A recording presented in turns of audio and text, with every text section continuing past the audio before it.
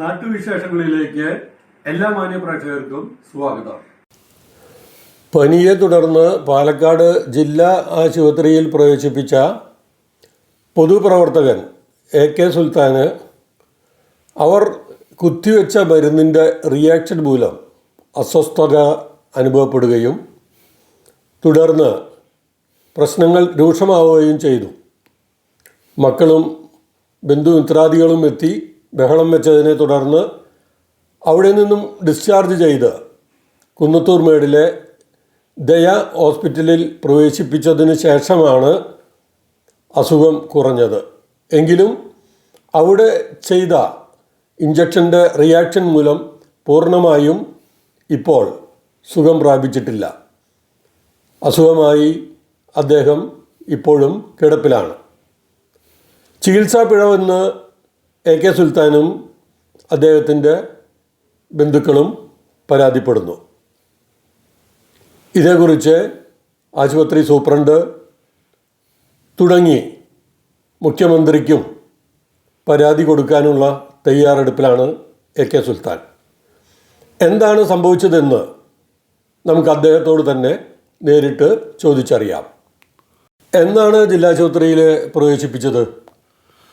July 11 അർദ്ധരാത്രിയോടെ പനിയും തലവേദനയും വിറയലോടുകൂടി വന്നു. അപ്പോൾ രാത്രി ഉറക്കം നഷ്ടപ്പെട്ടു. അപ്പോൾ വെള്ളിയാഴ്ച രാവിലെ അതുമായി ബന്ധപ്പെട്ടിട്ടുള്ള ചില ശരീരാസുഖങ്ങളൊക്കെ ഉണ്ടായിരുന്നു. രാത്രിയാണ് കൂടുതലായത്. ശനിയാഴ്ച പിന്നെ എന്താണെങ്കിലും നിപ്പ വ്യാപനവും അതോടനുബന്ധിച്ച് മരണവും സംഭവിച്ചിട്ടുള്ളതുകൊണ്ട് എന്താണെങ്കിലും സാധാരണ പനിയാണെന്ന് കരുതി ഇരിക്കണ്ട, ഡെങ്കിപ്പനി വ്യാപനമുണ്ട്. അതുകൊണ്ട് എന്താണെങ്കിലും ജില്ലാ ആശുപത്രിയിൽ പോയി നമുക്ക് ആ കാര്യം ഒന്ന് പരിശോധിക്കുന്നതാണ് നല്ലതെന്നുള്ള എന്നെ സഹായിച്ച അയൽവാസികളുടെയും മറ്റും നിർദ്ദേശത്തെ തുടർന്നാണ് ജില്ലാ ആശുപത്രിക്ക് ഉച്ചയ്ക്ക് ജൂലൈ 12 മണിയോടെ പോയത്. അവിടെ ഏതാണ്ട് അത്യാഹിത വിഭാഗത്തിൽ നല്ല തിരക്കായിരുന്നു. OP വിഭാഗത്തിൽ ഡോക്ടർമാർ ഏതാണ്ട് ചികിത്സ അവസാനിപ്പിച്ചതോ എന്തോ അറിയില്ല. അവിടെയും തിരക്കുണ്ടെങ്കിലും അവിടെ ഡോക്ടർമാരൊന്നും OPയിൽ ചായ കുടിക്കാൻ പോയതാണോ റൗണ്ട്സിന് പോയതാണോ എന്നൊന്നും അറിയില്ല. എന്താണെങ്കിലും അത്യാഹിതത്തിൽ എനിക്ക് നേരിട്ടിട്ടുള്ളത് അവിടെ സ്പെഷ്യലിസ്റ്റ് ഡോക്ടർമാരെ ഒന്നും കണ്ടെത്താനായില്ല.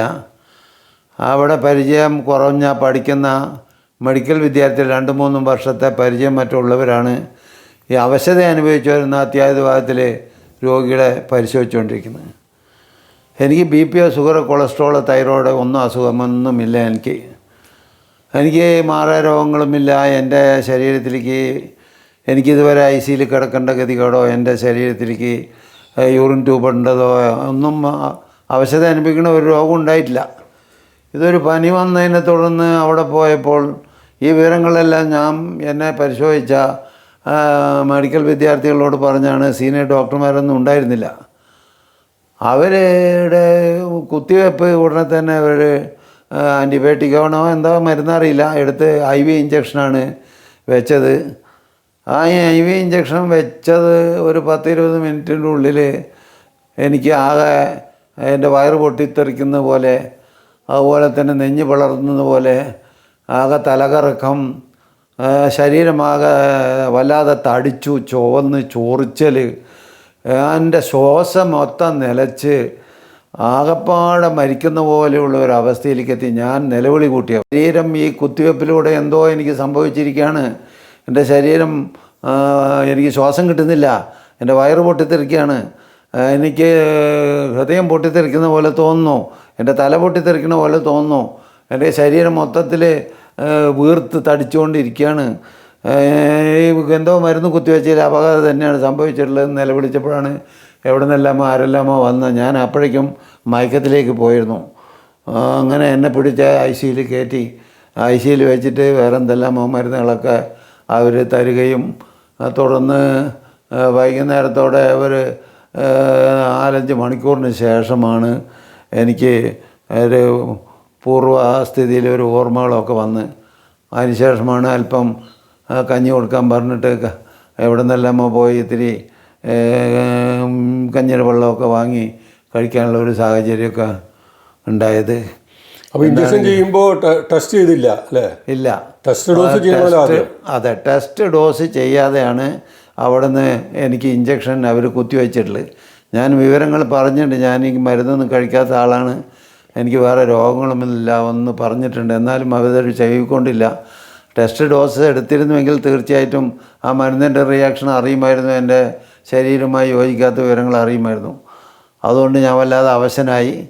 പിന്നെ മക്കൾ ദൂരത്തു നിന്നുള്ളവർ വൈകുന്നേരത്തോടെ വന്നിട്ടാണ് ഡോക്ടറുമായി സംസാരിച്ചിട്ട് ICUയിൽ നിന്നും ഡിസ്ചാർജ് ചെയ്തിട്ടാണ് കുന്നത്തൂർ മേളിലുള്ള ദയാ ഹോസ്പിറ്റലിൽ അവിടെ ICUയിൽ പ്രവേശിപ്പിച്ച് അവിടെ ഡോക്ടർ ഗോപാൽ MBBS MD, അതുപോലെ തന്നെ doctor Amalson Thomas MS surgeon, അതുപോലെ തന്നെ ഡോക്ടർ ജയകൃഷ്ണൻ യൂറോളജിസ്റ്റ്, ഇവരെല്ലാവരുടെയും സഹായത്തോടു കൂടിയിട്ടാണ്, അവരുടെ സേവനത്തിലാണ് എൻ്റെ കാല് തടിച്ച് അത് വല്ലാതെ ഇൻഫെക്ഷനായി. അത് സർജൻ കീറണമെന്ന് പല പ്രാവശ്യം പറഞ്ഞെങ്കിലും മറ്റു ഡോക്ടർമാരും എൻ്റെയും അഭ്യർത്ഥന മാനിച്ചുകൊണ്ട് കീറാതെ ധാരാളം മരുന്നുകൾ ഒരു ദിവസം രാവിലെ ഉച്ചയ്ക്ക് വൈകുന്നേരം 3 വീതം ട്രിപ്പുകളും മറ്റു മരുന്നുകളും ഇഞ്ചക്ഷനും എല്ലാം കുത്തിവെച്ച് അവസാനം കീറാത്ത ഒരു പരുവത്തിലേക്ക് ആക്കാൻ വല്ലാതെ പ്രയത്നിച്ചു. കാരണം എനിക്ക് വേറെ ഷുഗറൊന്നും ഇല്ലാത്തതുകൊണ്ടാണ് അങ്ങനെ സഹായിച്ചെന്ന് വിശ്വസിക്കുന്നു. ഏതാണെങ്കിലും ദൈവകൃപ കൊണ്ട് എനിക്ക് അവിടെ 2-ാം തീയതി വരെ കിടക്കേണ്ടി വന്നു. 2-ാം തീയതി ആകുമ്പോഴേക്കും ഞാൻ വല്ലാതെ അവശനായി. ആഗസ്റ്റ് 2-ാം തീയതി, ആഗസ്റ്റ് 2-ന് അവിടുന്ന് രാത്രി 7 മണിയോടെയാണ് ഡിസ്ചാർജ് ചെയ്ത് ഇപ്പോൾ ചന്ദ്രനഗർ എൻ്റെ മകൻ സുധീർ മുഹമ്മദിൻ്റെ വസതിയിൽ ഇവിടെ ചികിത്സയായിട്ട് ഇരിക്കുന്നത്. എൻ്റെ ശരീരം ഇപ്പോൾ അനക്കാൻ വയ്യ. ശരീരത്തിൽ ഇപ്പോഴും യൂറിൻ ട്യൂബ് ഇട്ടിട്ടുണ്ട്. കാല് മരവിപ്പാണ്, കൈ മരവിപ്പാണ്. വാക്കറിലാണ് അല്പം ടോയ്ലറ്റിലേക്ക് പോകാൻ ഈ മൂത്രസഞ്ചിയൊക്കെ ആയിട്ട് പോയിക്കൊണ്ടിരിക്കുന്നത്. മരുന്നുകൾ ശരീരത്തിലേക്ക് ഇഞ്ചക്ഷൻ്റെ ഭാഗമായിക്കൊണ്ടാണ് എൻ്റെ ശരീരം ആകെ തളർന്നിരിക്കുന്നത്. ഇത് സംബന്ധിച്ചിട്ട് എനിക്ക് പല ഭാഗത്തിൽ നിന്നും ഉപദേശം കിട്ടുകയുണ്ടായി. ജില്ലാ ആശുപത്രിയിൽ ചികിത്സാപ്പിഴവ് നിങ്ങൾക്ക് മാത്രമല്ല അവിടെ പലർക്കും സംഭവിച്ച് മരണം സംഭവിക്കുന്നുണ്ട്. നിങ്ങളെപ്പോലെയുള്ള പൊതുപ്രവർത്തനം തീർച്ചയായിട്ടും അത് സർക്കാരിൻ്റെ ശ്രദ്ധയിൽപ്പെടുത്തണം. അവിടെ ആവശ്യത്തിന് സ്പെഷ്യലിസ്റ്റ് ഡോക്ടർമാരില്ല, ജീവനക്കാർ കുറവാണ്. ഇനി അവശ്യ മരുന്നുകൾ പോലുമില്ല. ഒരു ഭാഗത്ത് ഡോക്ടർ കുറിപ്പിൽ ഒരു 7-8 മരുന്ന് എഴുതി കൊടുത്താൽ വളരെ നേരം ക്യൂ നിന്ന് ഫാർമസിയിൽ പോയാൽ 1-2 മരുന്നുകളാണ് കിട്ടുക. ബാക്കി പുറത്തേക്ക് പോകേണ്ട ഒരവസ്ഥയാണ് അവിടെ ഉള്ളത്. അതുപോലെ തന്നെ ലാബിൽ പോയിട്ട് മലമൂത്രം എന്തെങ്കിലും രക്തമൊക്കെ പരിശോധിക്കണമെങ്കിൽ തന്നെ കാരുണ്യമോ അല്ലെങ്കിൽ BPL കാർഡുകൾക്ക് മാത്രമാണ് പണം കെട്ടാതെ ഇരിക്കേണ്ട ഒരവസ്ഥയുള്ളത്. ബാക്കിയുള്ള ആളുകൾക്ക് പണം കെട്ടാൻ അതൊരറ്റത്ത് വേണം പൈസ കെട്ടാൻ. അപ്പോൾ അവിടെ ഒരറ്റത്ത് പോയിട്ട് പൈസ കെട്ടിക്കഴിഞ്ഞ ശേഷമാണ് പിന്നെ വന്നിട്ട് ഈ ബ്ലഡോ മറ്റെന്തെങ്കിലും പരിശോധനയ്ക്ക് ലാബിലേക്ക് പണം കെട്ടി റെസീറ്റുമായിട്ട് വേറൊരറ്റത്ത് പോകേണ്ടത്. അതുപോലെ തന്നെയാണ് അവിടുത്തെ സിസ്റ്റം. ഈ മഴയും വെയിലും ഒക്കെ കൊണ്ട് സ്ട്രെച്ചറിലും വീൽ ചെയറിലും ഒക്കെ രോഗികളെ ഈ എക്സ്റേ എടുക്കാനോ സ്കാൻ എടുക്കാനോ പോകേണ്ട ഒരു വല്ലാത്ത ഗതികേടാണുള്ളത്. പിന്നെ നമ്മുടെ ദയാ ഹോസ്പിറ്റലിൽ ആ ഡോക്ടർമാർ എന്താണ് പറഞ്ഞത്? ജില്ലാശുപത്രിയിലത്തെ ചികിത്സാ പിഴവാണെന്ന് അവർ പറയുന്നു. അവർ കുത്തിവെച്ചതുമായിട്ട് ബന്ധപ്പെട്ടിട്ടുള്ള ആ ബുദ്ധിമുട്ടാണ് ഉണ്ടായിട്ടുള്ളത് എന്ന് അവർ പറയുകയുണ്ടായി. കാരണം ഇത് ടെസ്റ്റ് ഡോസ് എടുത്ത് കുത്തിവെച്ചിരുന്നെങ്കിൽ തീർച്ചയായിട്ടും നിങ്ങളുടെ ശരീരത്തിലേക്ക് ആ മരുന്നിൻ്റെ റിയാക്ഷൻ പിന്നെ ആ മരുന്ന് വേണമെങ്കിൽ അറിയുമായിരുന്നു. അല്ല, ടെസ്റ്റ് ഡോസ് എടുക്കാതെ കുത്തിവെച്ച തെറ്റുകൊണ്ട് സംഭവിച്ചതാണ്. ആ വിഷാംശം അല്ലെങ്കിൽ ആ മരുന്നിൻ്റെ റിയാക്ഷൻ മാറുന്നതിന് വേണ്ടിയിട്ടാണ് ഇപ്പോൾ ചികിത്സ ചെയ്തുകൊണ്ടിരിക്കുന്നത്. അതിന് കുറച്ച് സമയമെടുക്കും. കരുതലോടെയും ജാഗ്രതയോടും തന്നെ ഇരിക്കണം. അതിന് അല്ലാതെ വേറെ വഴിയില്ല. ഇപ്പോൾ അവർ പറഞ്ഞിരിക്കുകയാണ് ഈ മരുന്നുകൾ കൂടുതൽ നിങ്ങളുടെ ശരീരത്തിലേക്ക് ഇനി കുത്തിവെക്കാനൊന്നും പറ്റില്ല. കാരണം ഇനി കുത്തിവെച്ച് കഴിഞ്ഞാൽ അതിന് നിങ്ങളുടെ കിഡ്നി അടക്കം ഡാമേജായി പോകും. അത്രയധികം മരുന്നിൻ്റെ എഫക്റ്റ് നമ്മുടെ ശരീരത്തിൽ കയറിയതുകൊണ്ട് അതിൻ്റെ അവയവങ്ങൾ നിങ്ങളുടെ ശരീരത്തിലെ അവയവങ്ങളെ ചിലപ്പോൾ അത് ബാധിക്കാനുള്ളതുകൊണ്ട് തൽക്കാലം മരുന്ന് കുറച്ചിരിക്കുകയാണ്. നിങ്ങൾ വേദന സഹിക്കുക തന്നെ വേണം. കുറച്ച് സമയത്തേക്ക് ഇതിൻ്റെ ത്യാഗം സഹിച്ച് ഇപ്പോൾ വിശ്രമിച്ച് ഭക്ഷണ നിയന്ത്രണങ്ങളുടെയൊക്കെ മെല്ലെ കണ്ട് നമുക്ക് മാറ്റിയെടുക്കാമെന്നാണ് ഡോക്ടർമാരുടെ അഭിപ്രായം പറഞ്ഞ്. അതായത് തന്നെ സഹിക്കാൻ വയ്യ, കാല് മരവിപ്പാണെന്നൊക്കെ പറഞ്ഞ് വല്ല മരുന്നുകളും കുത്തിവെച്ച് കഴിഞ്ഞാൽ നിങ്ങളുടെ കിഡ്നി ഡാമേജ് ആയി പോകും, അല്ലെ മറ്റ് അവയവങ്ങൾക്കൊക്കെ ദോഷം വരും. അതുകൊണ്ട് സഹിക്കുക, വേറെ വഴിയില്ല. അതുമായി ബന്ധപ്പെട്ടിട്ട് ജില്ലാ ആശുപത്രിയിൽ ഇത് മാത്രമല്ല, ജില്ലാ ആശുപത്രിയിൽ രോഗികൾക്ക് അവിടെ രാവിലെ 6 മണി മുതൽ തന്നെ കൗണ്ടറിൽ അവർ കാവൽ നിൽക്കുകയാണ്. അവസാനം ഡോക്ടർ വന്നിട്ട് ഒന്ന് കൺസൾട്ട് ചെയ്യാൻ തന്നെ ഒരുപാട് സമയമെടുക്കും. പല സ്പെഷ്യലിസ്റ്റ് ഡോക്ടർമാരും ലീവ് എടുത്തിരിക്കുകയാണോ എന്താണെന്നറിയില്ല. അത് മാത്രമല്ല, ജില്ലാശുപത്രിയിലെ ഏറ്റവും വലിയ കുഴപ്പം എന്താണെന്ന് വെച്ചാൽ ഈ സർക്കാർ ഡോക്ടർമാർ ധാരാളം പ്രൈവറ്റ് പ്രാക്ടീസ് ചെയ്യുന്നുണ്ട്. ഈ പ്രൈവറ്റ് പ്രാക്ടീസിന് വേണ്ടിയുള്ള ഒരു ഓട്ടമാണ് ഇവർ. എപ്പോഴാണ് OP അവസാനിക്കുക എന്ന് വെച്ചാൽ അതിന് മുമ്പ് തന്നെ പലരും പോയിക്കൊണ്ടിരിക്കുന്നുണ്ട്. അതിൻ്റെ ചുറ്റുപാടും ധാരാളം സർക്കാർ ഡോക്ടർമാർ പ്രൈവറ്റായി പ്രാക്ടീസ് ചെയ്യുന്നുണ്ട്. അതിൽ 300 തൊട്ട് 500 രൂപ വരെ വാങ്ങുന്ന സ്പെഷ്യലിസ്റ്റ് ഡോക്ടർമാരുണ്ട്. 1 രൂപയ്ക്ക് വരെ ചികിത്സിച്ച ഡോക്ടർമാരില്ലേ. അതുപോലെ തന്നെ തിരുവനന്തപുരം മെഡിക്കൽ കോളേജിൽ ഹാരിസ് ഹസൻ ഡോക്ടർ, അദ്ദേഹം ജനസേവകനാണ്. അദ്ദേഹത്തിന് ആ ജനസേവനത്തിൻ്റെ മനോഭാവം കൊണ്ട് അദ്ദേഹം അവിടുത്തെ ശസ്ത്രക്രിയ കൃത്യമായി നടക്കാൻ പറ്റാത്തതുകൊണ്ട് രോഗികൾ മരിക്കുന്ന അവസ്ഥകളും, അതുകൊണ്ട് രോഗികളിൽ നിന്നും ഒരു ചെറിയ സംഖ്യ ശസ്ത്രക്രിയ ഉപകരണം വാങ്ങുന്നതിന് വേണ്ടി അത് പിരിവെടുത്ത് നടത്തി അവരുടെ ചികിത്സ തക്ക സമയത്ത് ചെയ്ത് അവിടെ ജീവൻ രക്ഷിച്ച നല്ലൊരു ഡോക്ടറായിരുന്നു. ആ ഡോക്ടർ ആരംഭത്തിലൊക്കെ നമ്മുടെ ആരോഗ്യമന്ത്രിയൊക്കെ നല്ല ഭാഷകളിൽ വാനോളം പൊഴുത്തിയെങ്കിലും പിന്നീട് രാഷ്ട്രീയ സമ്മർദ്ദത്തിൻ്റെ ഫലമായി എന്തോ സർക്കാരിൻ്റെ ആ സ്വരം മാറി. അദ്ദേഹത്തിനെതിരെ ഉടനെ തന്നെ വിശദീകരണം 15 ദിവസത്തിൽ തരണം പറയണു. അവിടെ ഉണ്ടായിരുന്ന ചികിത്സാ ഉപകരണം കാണാനില്ല, അദ്ദേഹം മറച്ചു പോയിട്ടാണെന്ന് പറഞ്ഞു. അദ്ദേഹം വളരെ വ്യക്തമായി അത് ബോധ്യപ്പെടുത്തേണ്ടായി. ഒരു ചികിത്സാ ഉപകരണം വാങ്ങിയത് ശരിയാണ്. ഞങ്ങൾ 6 ഡോക്ടർമാർ ആ ചികിത്സാ ഉപകരണം പരിശോധിച്ചു.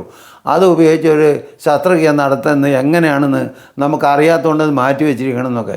ഇങ്ങനെ ആവശ്യമില്ലാത്ത ശസ്ത്രക്രിയ ഉപകരണങ്ങളൊക്കെ വാങ്ങിക്കൂട്ടുന്നതും അതിൻ്റെ കമ്മീഷൻ വാങ്ങുന്നതും, മരുന്നുകൾ ഇഷ്ടം പോലെ വാങ്ങിക്കൂട്ടുന്നതും അതിൻ്റെ കമ്മീഷൻ വാങ്ങുന്നതും, ഇതിൻ്റെ കൊള്ളയൊക്കെ ഇതിൻ്റെ പങ്ക് ഇതിൻ്റെ ഉത്തരവാദപ്പെട്ട ആൾക്ക് ലഭിക്കുന്നുണ്ടെന്ന് ഞാൻ anti corruption people's forum president എന്നുള്ളതിന് കൂടി ഞാൻ ആരോപിക്കുകയാണ്. കാരണം അഴിമതിയാണ് മെഡിക്കൽ മേഖലയിൽ നടക്കുന്നത്. കുത്തക മുതലാളികളുടെ മരുന്ന്, ഇപ്പോൾ മെഡിക്കൽ ഷോപ്പിൽ പോയാൽ തന്നെ നമ്മൾ മരുന്നിൻ്റേതായ ചികിത്സാ പിഴവ് ഇപ്പോൾ നമ്മുടെ ജില്ലാശുപത്രിയിൽ അങ്ങേക്ക് പറ്റിയിട്ടുള്ള ചികിത്സാ പിഴവ് സംബന്ധിച്ച് ആശുപത്രി സൂപ്രണ്ടിനോ അല്ലെങ്കിൽ പരാതി കൊടുത്തിട്ടുണ്ടോ? ഇല്ല, ഞാൻ പരാതി കൊടുക്കുന്നതിന് വേണ്ടിയിട്ട് തയ്യാറാക്കി വെച്ചിട്ടുണ്ട്. ബഹുമാനപ്പെട്ട മുഖ്യമന്ത്രിക്കും ബഹുമാനപ്പെട്ട ആരോഗ്യവകുപ്പ് മന്ത്രിക്കും അതുപോലെ തന്നെ ബഹുമാനപ്പെട്ട ആരോഗ്യവകുപ്പ് സെക്രട്ടറിക്കും, ഇനി പാലക്കാട് ജില്ലാ കളക്ടർക്കും പാലക്കാട് DMOയ്ക്കും അതുപോലെ തന്നെ പാലക്കാട് ജില്ലാ ഹോസ്പിറ്റൽ സൂപ്രണ്ടിനും അതിൻ്റെയൊക്കെ പകർപ്പുകൾ അവിടെ നേരിട്ട് എൻ്റെ ബുദ്ധിമുട്ടുകളൊക്കെ രേഖാമൂലം പരാതി കൊടുക്കാൻ വെച്ചിട്ടുണ്ട്. അതുമാത്രമല്ല, ഇത് സംബന്ധിച്ചിട്ട് കൺസ്യൂമർ കോർട്ടിൽ കേസ് കൊടുക്കുന്നതിനും ഒരു തീരുമാനമെടുത്ത് വെച്ചിട്ടുണ്ട്. അതിൻ്റെ കടലാസുകളൊക്കെ തയ്യാറാക്കി വരികയാണ്. അവർക്ക് വേണ്ട തെളിവുകൾ സഹിതം കൊടുക്കാനായിട്ട് റൈറ്റ് ടു ഇൻഫർമേഷൻ ആക്ട് പ്രകാരം റിക്വസ്റ്റ് കൊടുത്ത് അതിൻ്റെ രേഖകളെല്ലാം വാങ്ങിക്കഴിഞ്ഞ് തെളിവ് സഹിതം കൊടുക്കുന്നതിന് വേണ്ടിയുള്ള ഒരുക്കത്തിലാണ്. ഇപ്പം ഞാൻ അവശനായി കിടക്കുന്നതുകൊണ്ട് എനിക്ക് അതുമായി പ്രവർത്തിക്കാനായിട്ട് സാധിച്ചിട്ടില്ല പൂർണ്ണ രൂപത്തിൽ. അപ്പോൾ അതിൻ്റെ വേണ്ട കാര്യങ്ങളൊക്കെ ചെയ്ത് താമസിയാതെ പരാതി കൊടുക്കാനായിട്ടില്ല എല്ലാ ഇതിലുമാണ്. ഇനി എനിക്ക് സംഭവിച്ച പോലെ മറ്റൊരു ആൾക്കും സംഭവിക്കാതിരിക്കുന്നതിന് കൂടിയാണ് ഞാൻ ഈ ജനങ്ങളെ ഈ വിവരം അറിയിക്കുന്നത്. കാരണം പാലക്കാട് ജില്ലാ ആശുപത്രി എന്ന് പറഞ്ഞാൽ സർക്കാർ കരുതലോടെയും ജാഗ്രതയോടെയും അവിടെ ആവശ്യമായ ജീവനക്കാരെ നിയമിക്കണം. അവർ വരുന്ന രോഗികൾക്ക് കൃത്യസമയത്ത് കൃത്യമായി ചികിത്സ ലഭിക്കണം. ആവശ്യം മരുന്നുകൾ നിർബന്ധമായി ഉണ്ടായിരിക്കണം. ഈ മരുന്നുകളൊക്കെ വന്നു കഴിഞ്ഞാൽ തന്നെ പെട്ടെന്ന് തീരുന്നു, എവിടെ പോകുന്നു എന്നൊന്നും അറിയില്ല. അപ്പോൾ അതിലൊക്കെ അല്ല, അത്യാഹിത വിഭാഗത്തിൽ ഈ മെഡിക്കൽ വിദ്യാർത്ഥികളല്ലാതെ പരിചയസമ്പന്നരായ ഡോക്ടർമാരെ വെക്കണം. പരിചയസമ്പന്നരായ ഡോക്ടർമാരില്ലാത്തത് കൊണ്ടാണ് ഇത്തരം ചികിത്സാ പിഴവുകൾ സംഭവിക്കാൻ സാധ്യതയുണ്ടായിട്ടില്ല. അത് എനിക്ക് അനുഭവപ്പെട്ടിട്ടുള്ളൂ. തീർച്ചയായിട്ടും അത്യാഹിത വിഭാഗത്തിൽ വരുന്ന അവിടെ പരിചയപ്പെടുന്നതായ സ്പെഷ്യലിസ്റ്റ് ഡോക്ടർമാർ അവിടെ നിർബന്ധമായും ഉണ്ടായിരിക്കണം, 24 മണിക്കൂറും ഉണ്ടായിരിക്കണം. അതിന് പകരം ഈ മെഡിക്കൽ വിദ്യാർത്ഥികളെ കൊണ്ട് നിറച്ചിട്ട് അത്യാവശ്യം ഏതെങ്കിലും നാമമാത്രമായിട്ടുള്ള ചില സീനിയർ ഡോക്ടർമാരുണ്ടെങ്കിൽ അവർക്ക് എല്ലാവിടെയും എത്തിപ്പെടാൻ സാധിക്കില്ല. ഈ അവശത അനുഭവിക്കുന്ന രോഗികൾക്ക് സമയബന്ധിതമായി ചികിത്സ കൊടുക്കാൻ സാധിക്കാത്ത അവസ്ഥയുണ്ട്. അത് ഇനിയെങ്കിലും ഉണ്ടാകാതിരിക്കുന്നതിന് വേണ്ടിയിട്ട് സർക്കാർ വേണ്ട നിർദ്ദേശം കൊടുക്കുകയും അത് പാലിക്കാൻ ഉത്തരവാദപ്പെട്ടവർ തയ്യാറാകുമെന്നാണ് എനിക്ക് വിനയത്തിൻ്റെ ഭാഷയിൽ അഭ്യർത്ഥിക്കാനുള്ളത്. ഇദ്ദേഹം ആരോപിക്കുന്ന ചികിത്സാ പിഴവിനെ സംബന്ധിച്ചിട്ട് പരാതി ഇതേവരെ ലഭിച്ചിട്ടില്ലെന്നും ഇങ്ങനൊരു സംഭവം താൻ അറിഞ്ഞിട്ടില്ലെന്നും ജില്ലാ ആശുപത്രി സൂപ്രണ്ട് PK ശ്രീദേവി ഈ ചാനലിനോട് പറഞ്ഞു. പരാതി ലഭിക്കാൽ വേണ്ട നടപടി എടുക്കുന്നതിന് വേണ്ടി അന്വേഷണം നടത്തുമെന്നും അവർ പറഞ്ഞു. പരാതി ലഭിച്ചാൽ ഉടനെ ബന്ധപ്പെട്ട അധികൃതരുമായി സംസാരിച്ച് മേൽ നടപടികൾ സ്വീകരിക്കുമെന്ന ഉറപ്പ് തന്നെ അവർ തന്നു. എന്തായാലും ഇത്തരം സംഭവങ്ങൾ ഉണ്ടാകാതിരിക്കാൻ എല്ലാ ഉദ്യോഗസ്ഥരും ആരോഗ്യവകുപ്പ് അധികൃതരും ആരോഗ്യമന്ത്രിയും ശ്രദ്ധിക്കണമെന്ന ആവശ്യം ശക്തമായിരിക്കുകയാണ്. ഇനി ഒരാൾക്കും ഇത്തരത്തിൽ ചികിത്സാപ്പിഴവ് ഉണ്ടാവാൻ പാടില്ല എന്നാണ് പൊതുജന അഭിപ്രായം. പൊതുപ്രവർത്തകനായ AK സുൽത്താന് ഇങ്ങനെ സംഭവിച്ചുവെങ്കിൽ സാധാരണക്കാരൻ്റെ അവസ്ഥ എന്താണെന്നാണ് നാട്ടുകാർ ചോദിക്കുന്നത്. മറ്റൊന്നും ഇല്ലാതല്ല, മറ്റേതും ഇതുപോലെയാവില്ല. ടോപ്പ് ഇൻ ടൗൺ പാലക്കാട് സന്ദർശിക്കുക. Top in town.